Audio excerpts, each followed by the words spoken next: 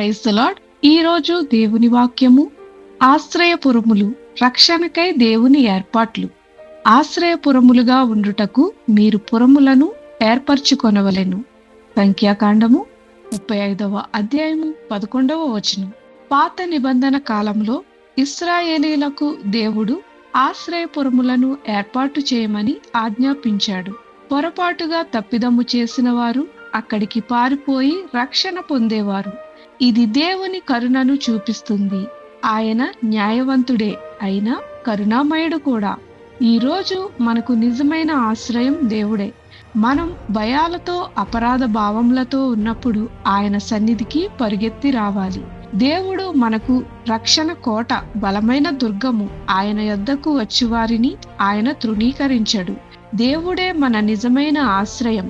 ఆయన యొద్దకు వచ్చిన వారికి రక్షణ ఉన్నది. మనము కూడా ఇతరులకు ఆశ్రయంగా ఉండాలి. ధైర్యమునిచ్చే మాటలతో, సహాయం చేసే చేతులతో, ప్రేమ నిండిన హృదయంతో మనము ఇతరులకు ఆశ్రయముగా ఉందుముగాక. ప్రార్థన.